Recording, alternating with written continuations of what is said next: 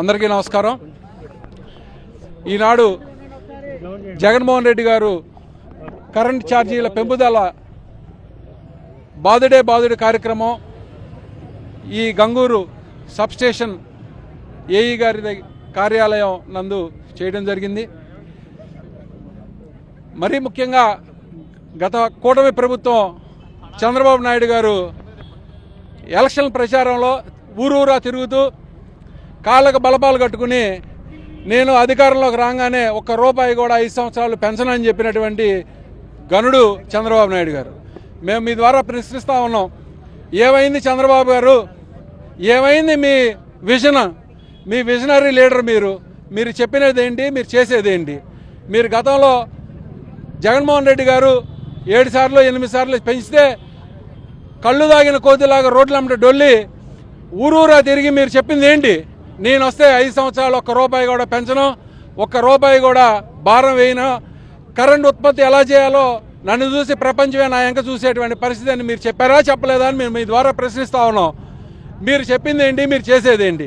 నవంబర్లో సుమారు 6,012 కోట్లు మీరు అదనపు భారం ప్రజల మీద వేయడం జరిగింది.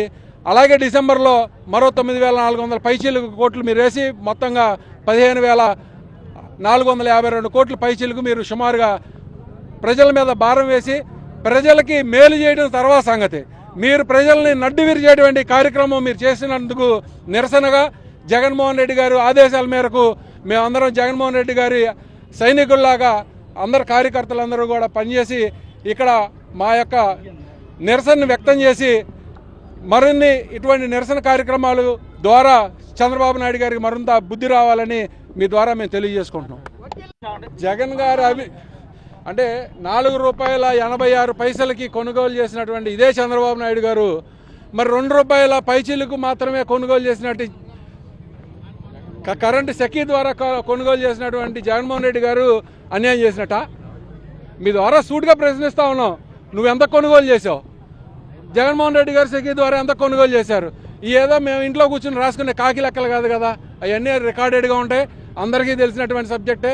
బురద జమ్మటంలో కళ్ళు ఆర్పకుండా ఎన్ని అబద్ధాలు చెప్పగలిగినటువంటి చెప్పకూడనివి చెప్పగలిగినన్ని అబద్ధాలు ఇంకా ప్రపంచంలో చంద్రబాబు మించి ఎవరైతే చెప్పలేరు. అబద్ధాలు అంటున్నారు.